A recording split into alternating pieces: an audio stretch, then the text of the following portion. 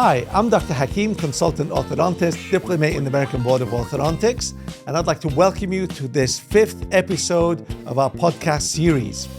In today's episode, we're going to explore how modern orthodontics is practiced with comparisons to how it was done just a few years ago. So without further ado, I'd like to start this episode. Welcome.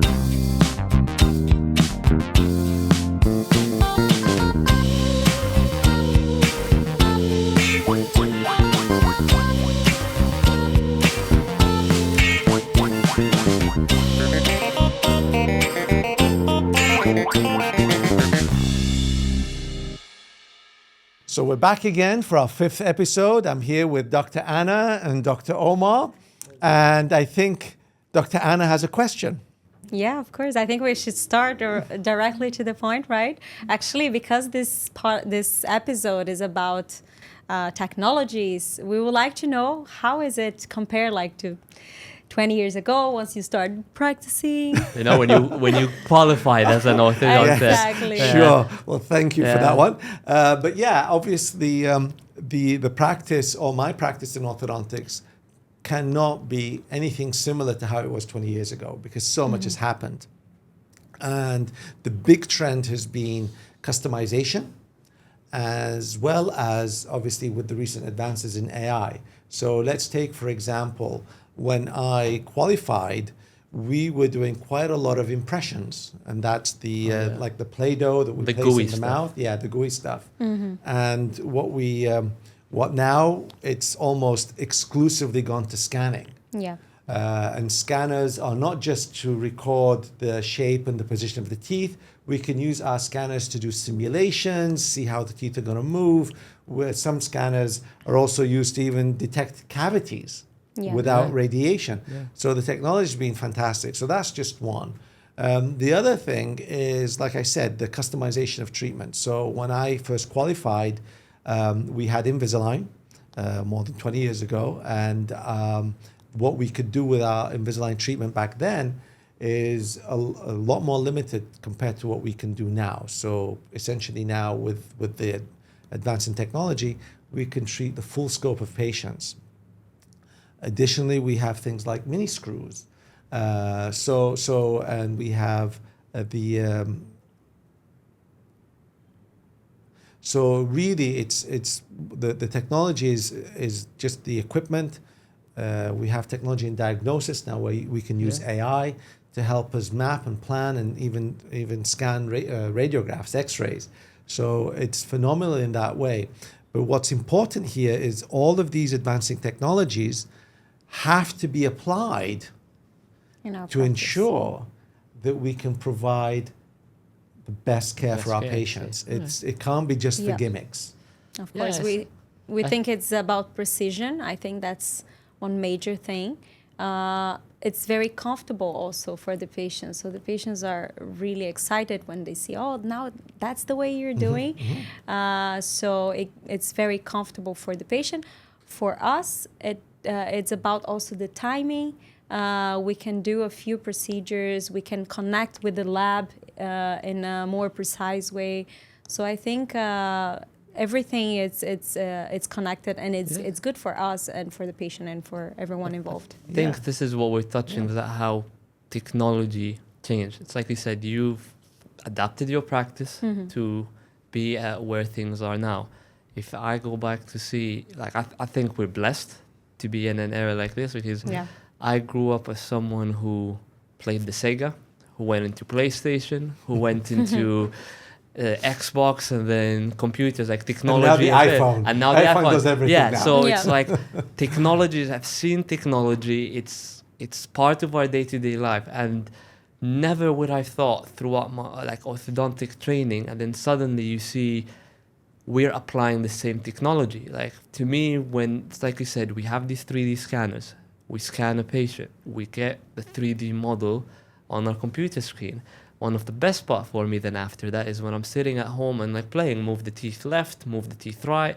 You're being able to kind of predict where you want to go. Where at the start, or how I was trained with train track braces, we do plan everything, but you put the wires on, teeth move, and then we take from one visit to the other. Every 4 weeks, we see how far our teeth have moved to see what other modification we want to do. Yeah. While with all these digital planning, you kind of plan the end goal from the beginning. Yeah. Mm-hmm. Okay. And we've picked where the teeth we want them to be. We can involve our patient. I'm sure you've both experienced it once. We show them a plan, how surprised and shocked they are. And the first question, well, can we achieve that? Yes, we can, I think, get there like 90% of that result in that first go of providing, let's say, aligners. But we involve them into it. Patient feels more motivated to do something because they can see the time and effort that they're going to put, what they can get out of it. Yeah. And I think that's good. I think it's fun when we get to play around with that and to give us a direction. A patient appreciates it, and then we can move forward from this. So since we both then agree, all right, that's the way we want to go, we then, let's say, print aligners, provide it to the patient, and we follow up on that. Yeah. There was actually, going back to 2010, I lectured in Mumbai, India on this subject. So this is 15 years ago. And there was a New York Times article published around that same year, and it was about orthodontics, and it was titled "Taking the Guesswork Out of Orthodontics." Right. Okay, So this technology is really allowing us to guess less and predict more. Yeah. So this is very important, and I think this is a great benefit and things that we didn't have 20 years ago. And the technology was available 15 years ago, but it's only got better. Another thing that's revolutionized in my practice is, like you mentioned, the lab. Yeah. So in the past, we would, make the mold or take the impressions. We'd have something there, so there would be infection control. We'd have to spray, clean it, disinfect it.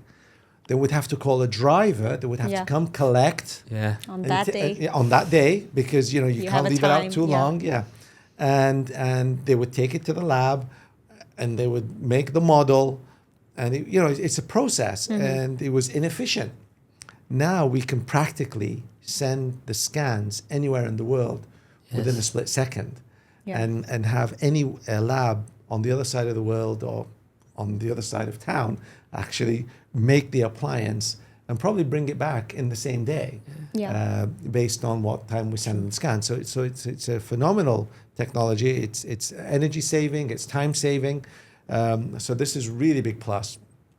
The other plus that now we're doing more and more is the distance. So because of technology, because of virtual care and virtual tracking, we can monitor treatment for patients practically anywhere in the world. Overseas. And we have a few, obviously living in Dubai, we have a lot of patients. It's a global city. And we have some patients who start treatment and then they have to go to university or get a relocation, a temporary relocation for work. So while they're away, we are tracking and monitoring their progress virtually. So this is something that was unheard of probably before the COVID era, because I think a lot of that was developed That's during revolution. COVID, with remote care. So it's a fantastic time, I think, to be around. It's a fantastic time to be an orthodontist. And I think if you're not applying these tools in your practice, I don't think you're giving the best to your patients. That's true. And once I came here to Dubai, I think that was one of the main things. In Brazil, it is still going on, it's starting. I think 4 years ago it was completely different. So I think AI, all of these technologies have been reaching more and more dentists in there. And once I came here, I realized how important that is. I never dealt with patients coming and going all the time. So our work plan was more strict. And here I had to open my mind, and it was much easier with all these technologies. Again, seeing you, how do you work, how Dr. Omar and other people work to try to help the patient and also accommodate them wherever they are and in any situation, basically. That's something that we can do now. And of course, these technologies, they are the main thing for that. And I think it gives people the patients, I believe, peace of mind. Like, we're just coming out of the summer, and with everyone who were away those past 2 to 3 months, we managed to keep in touch with them. Yeah. Like they're on holidays, everyone's school holidays happen, multinational country over here, everyone went back home, went to Europe, who went to America, who went to Africa, but we didn't lose track of our patients. Yeah. We kept in touch with them. We were able to address any concern from anyone, the remote monitoring, track their aligner progress. We even tried expansion progress. We've just kept on the ball to, let's say, minimize surprises when they all came back.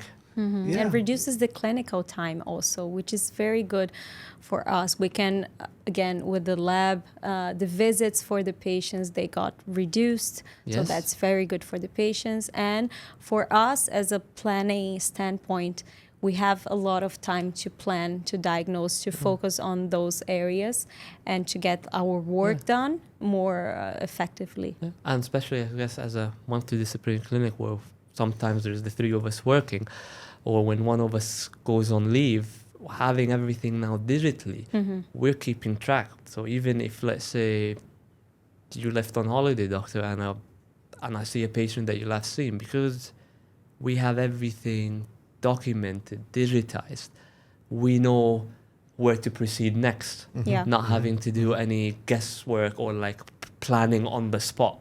Everything is streamlined, you can say, from the start. Yeah, yeah, no, and I think once again, big fan of technology. I have to say, I'm not kind of the first adapter. I'd like to make sure that the technology is tried and tested Yeah. and is going to provide course, value. yeah. So I'm not going for the gimmicky stuff, just to be the first one to use something. But once it's proved, of course, we implement it right away. Absolutely. We find that it helps us with our work. And also, it makes our patients' lives much easier. Yes. And I think this is key. So long as we are patient-focused, patient-centered practice, we do the best for our patients. I think this is probably That's one it. of the keys to our success. And of course, making sure anything we use is safe and will work. Yeah. So like I said, when was the first... And legal, of course. Legal, of course, yeah. Sure. Like That when was is- the first documented mini screw? I think it was First a while. documented mini screw is for dental in an orthodontic case was 1983. Yeah. And of course, they still did studies. We still made course. sure everything worked. And Yeah. not till in Yeah. the 2000s did we... I Yeah, have well, a- it was actually an orthopedic screw. The first orthodontic screw was designed in 1997, almost two decades Okay, later. there you go. I placed my first screw in 2005. So it was That's good. over 20 years Yeah. ago. So it's definitely something that is tried and tested. Yeah. And it. obviously, it may seem to be modern nowadays, but orthodontists tend to be a bit Is a lot, behind. Yeah. And I have Yeah. a professor, he always says it's never good to be the first one, but not the last one as well. Of course. So we gotta keep up with the technologies as everything goes on and gets better. We have also to find our way and to implement that in our practice for the best way for us and for the patients. Yeah, Exactly. Absolutely. Well, fantastic. Well, again, thank you very much for joining us. As you can see, we do have a lot of tools. It's not just braces and aligners and appliances. There are other things that we can apply that will level up our game and provide our patients with the best possible care. So thank you for tuning in, and we'll see you next time for a final episode in this series. Take care, and remember, don't just smile. Smile helps.